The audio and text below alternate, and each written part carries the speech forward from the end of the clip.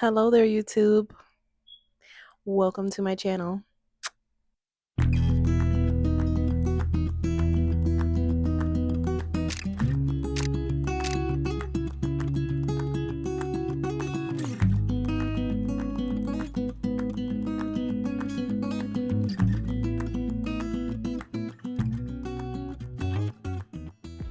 Hello, everyone, and welcome to my channel. My name is Amaryllis, and this is the corner of the internet for those of us who love books, who love to be cozy, who love art and creative things. And yeah, I'm excited. So today we're going to go through a list of some cozy Christian fiction books that I would 100% recommend. So if that's something you're interested in, please keep watching. Just a little bit of background. I recently rediscovered my love for fiction books. And because of my convictions as a believer and just my renewed passion for the Lord and wanting to be, holy and blameless, like he called and destined us to be in Ephesians chapter 1. I've been wanting to read, I had been wanting to read romance that didn't have smut in it, period. And there's just not a lot of offerings in the mainstream out there. And so at the beginning of this year, I did my research and I finally found Christian romance fiction, Christian fiction in general. And I literally, in all my years of being a believer, never even knew that this was a thing until this year. If that's you know what I'm talking about. I was so like, even to this day, I tell people about these books and they're like, what? Like, they didn't even know it was a thing. So, welcome to this new journey. If you're like me, follow along. Let's have fun discovering these books together and let's get cozy.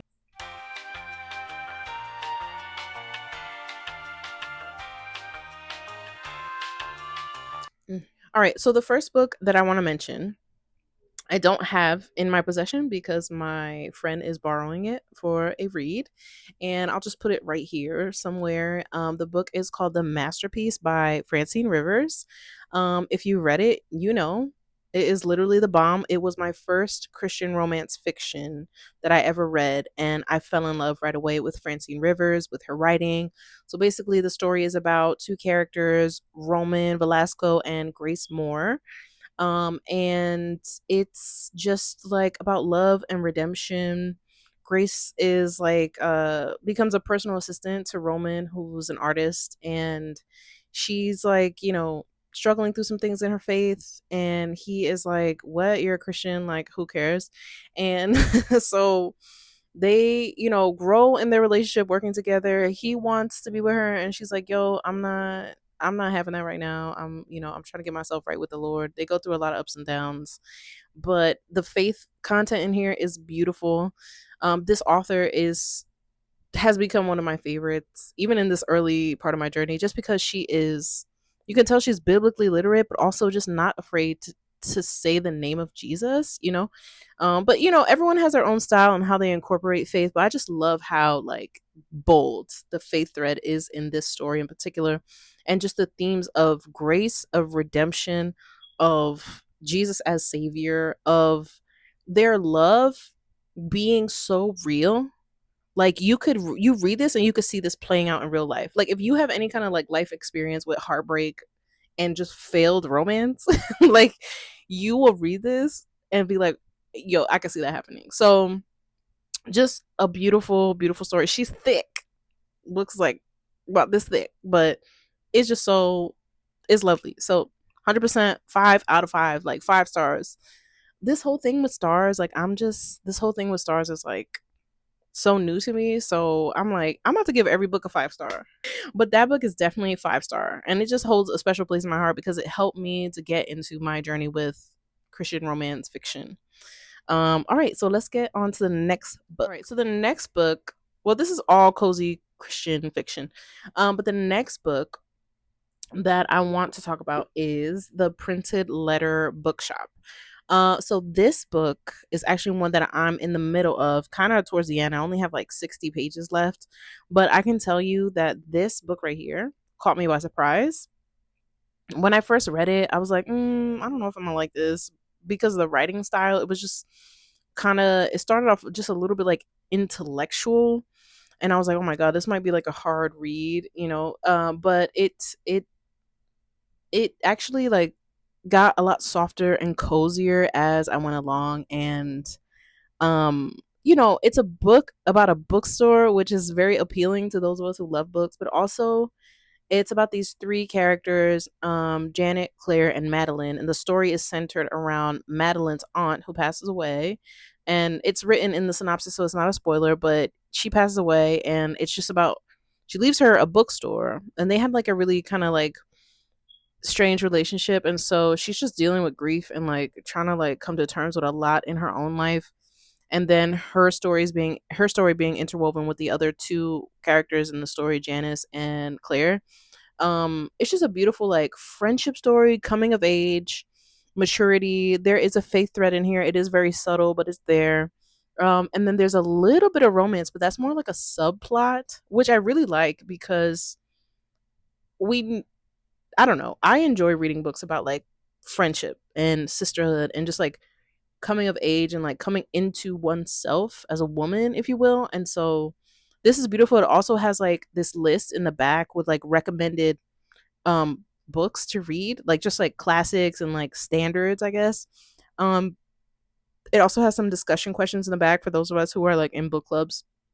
But this has been so cozy, just comforting to read, and just again, the characters are so real and relatable. So I really, really love this book. 100% recommend. How many stars? I don't know yet because I didn't finish it, but it's given like 4.75, maybe 5. All right, next book. So this book is called Something Good by Vanessa Miller. I ran through this book. This book was such an easy read. There's a couple reasons why I like this book. Number one is the representation. It's kind of hard in this specific genre, like Christian fiction, to find a lot of Christian fiction written by authors of different ethnicities and, cultural backgrounds, etc. And this one was just like something I needed to read.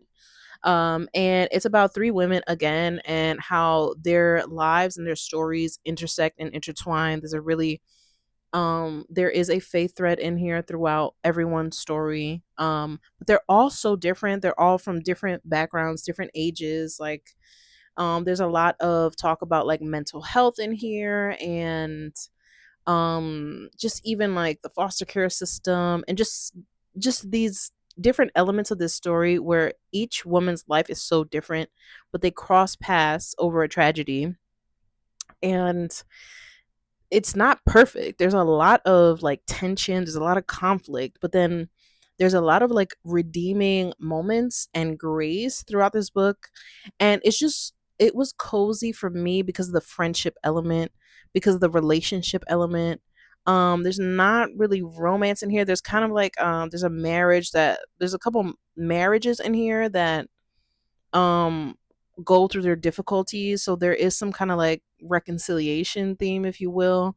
But it was just a super cozy, like friendly read, and just a lot of relatability. Again, I guess there's a theme here, right? Like I can relate to these characters, so that makes it a good read. But this was very cozy, very easy to read, which I love. So yes, 100% recommend. This is Something Good by Vanessa Miller. Book number 3, this is Never Fall Again by Lynn H. Blackburn. This is, I think, a Christian fiction romantic suspense, heavy on the romance. um as in like the romance is like the main plot, and then the suspenseful part is kind of like the subplot. And I was a little bit I guess apprehensive to get into this because I tend to run on the anxious side as far as my personhood, like just being an anxious person, and I really don't want to read anything that's going to make me more anxious. So when I picked it up, I was just a little apprehensive, but this actually became a cozy read for me because of the setting and because of like the found family element here. So if I was this girl, I remember her name, Landry. So Landry, she's a single mom. She's relocated and she wants to build a house. And she ends up meeting this guy who is actually an architect, and his whole family like runs the town basically. She ends up, becoming friends with this guy, getting close to this guy, but then there's this other, like subplot where the place where she works actually like there was an arson there, and then there's like these things that keep happening there, like little like vandalism and arson, and it seems to be directed towards her. And so of course this guy that she's becoming friends with, attracted to, like kind of gets into that like protector mode. And it's just a beautiful, the romance was beautiful. I loved it because even though this was suspenseful, it was very low stakes in my opinion, like maybe low to medium. It was just, I love that they had this adult communication that just made it just very believable and just refreshing to read, because sometimes you can read about romance and you just kind of roll your eyes because you're like, bruh, like that doesn't happen. But the way they communicated with each other and they took things slow was just like very, very real. And I love that. But the setting is like in this like southern town, like very woodsy, very cozy family vibes, a lot of found family. Like she gets to integrate into this big family, and they're just so lovely and welcoming. And so for that reason, I would classify it as cozy. But yes, I definitely recommend this book. I would give it like a 4.5 out of 5. Definitely recommend this book. And this is part of a series. So I think the second one is called Break My Fall. And then there's a third one that is supposed to come out next year. I haven't read the second one, but I look forward to reading it. So last but not least, there's 3 books here. This is actually a series. I completed the series. It's a beautiful series. I love this world so much. This story so much. Like everything about it. I love everything about it. Um, so this is the Muir Harbor series by Melissa Tagg. Muir, Muir. In my head, it makes sense, but when I say it out loud, it's like, what? Muir? What you talking about? So this is, let's see, book 1 we have is Autumn by the Sea. And then we have book, oh Lord help me. I can't even, like, what am I doing? All right, and then book 2 is A Seaside Wonder. And then book 3, we have Wedding at the Sea. And can we just talk about like the covers? If we're talking about cozy, like you can, I know we're not supposed to judge books by their cover, but the cover is just so like, it's so beautiful. Like you kind of can see what you're getting into, when you look at the cover. And so let's start from the first one. I'll just give a brief synopsis because you should just go read it. But also I got these from Amazon. It was really easy to get, very accessible. So this one follows Sydney and Neil. So basically the whole storyline is based on this family, the Muir family, and their Muir. Oh my gosh. And there's a lot of found family in this whole like storyline. So oh, I know her name. Maggie. So Maggie is the matriarch of this family, and she has these 3 children. The first one's Neil, the second one is Lillian, and no, this Neil, Lillian, and Indy. And so all 3 of her children are adopted. She's never had any like biological children. They're all adopted. But she also had another child that was adopted. I think her name is, I don't remember her name, but the story is about how her daughter passed away in a car crash, and her granddaughter was never to be found. So she's been on this search for years to find her long lost granddaughter named Cynthia, I believe. So these 3 books follow that main storyline. So the first one is with Sydney, and Sydney, there's a PI who's been working this case for years and years and years, and he finds Sydney and thinks Sydney might be her long lost Maggie's long lost granddaughter. She comes into the picture, and she falls in love with Neil, and they just have their whole story. It's kind of like Grumpy Sunshine, I think, because he's a little grumpy. She breaks down his walls, and they just have this. The romance here was like, it was so good. The word is swoony, just very it was like heartwarming. It was beautiful. The way they came together, and just like how they didn't even hide their feelings for one another, it was great. So we still have that mystery, like, is Sydney her long lost granddaughter? And then you go on to book number 2, and book number 2 is Indy. And so Indy and Philip. So this is another, like, kind of like, there's like a meet cute, how they meet. It's really funny. And Indy's had like serial bad relationships, and so Philip comes along, and she's just hesitant, trying to find herself. And then there's like some, Maggie's the matriarch, so then Maggie ends up going to the hospital, and it's just all this drama. And she wants to be vulnerable with Philip, but she can't. And so we kind of follow their story with them wanting to be together, but just finding it hard to do it at the right time. And this one was also very beautiful because Indy has her own personality. She's kind of like a free spirit, but then she has, like, there's this twist in the story that you're not really expecting about her past that comes back to haunt her, and she has to deal with that. Then she's got Philip, then she's got her mother, like, in the hospital. It's just like a lot going on. But the thing I really loved about this book is her wrestling with her faith. Because you see her wrestle with her faith, her prayers to the Lord, and how it's like, one of the questions that we all ask is, if you love me, then why did this happen? Or I can never be, I can never love again. No one's ever going to love me again. Like, I'm damaged goods. It's like that kind of scenario. And we've all been there. And so I loved how, like, gritty this was, because it's like, it's good to hear about the high points of faith, right? And people being redeemed and saved. But then when you're walking in your faith, you also have struggles, and you wrestle. And oftentimes, that in the wrestling, that's where you really, like, your weakness is before you, and that's where you really, like, when you dig deep in those moments, is where you find, like, the strength of the Lord, and learn about his character in ways you never would if it weren't for suffering.